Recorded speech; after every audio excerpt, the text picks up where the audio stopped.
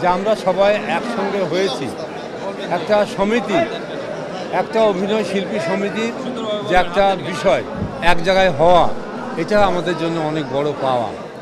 আমরা সবাইকে আদর আপ্যায়ন করছি, সবাইকে সালাম আদর সব কিছুই বলছি, স্নেহ দিচ্ছি। এই যে একসঙ্গে হতে পেরেছি, এটাই আমাদের পরম পাওয়া।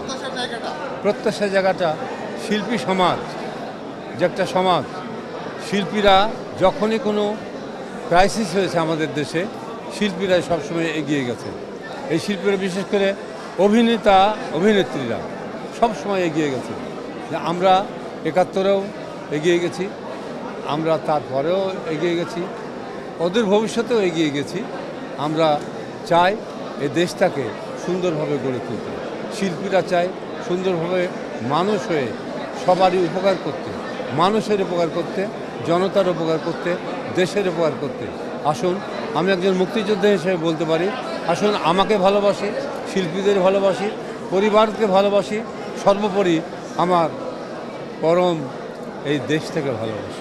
যারা নতুন আসবে তাদের কাছে প্রত্যাশা হলো শিল্পীদের স্বার্থ সংশ্লিষ্ট বিষয়গুলো দেখবে, নিজের স্বার্থ না দেখে সামগ্রিক স্বার্থটা দেখবে, এটাই আমরা আশা করছি।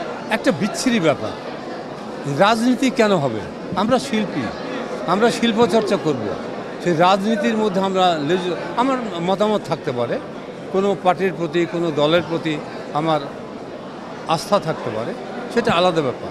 কিন্তু যখন আমি শিল্পের কাজ করব, যখন আমি নাটকের কাজ করব, অভিনয়ের কাজ করব, তখন শুধু সেই চরিত্র নিয়ে কাজ করব, সেই নাটকটা নিয়ে করব, সেই পরিচালকের নির্দেশ মতোই চলব।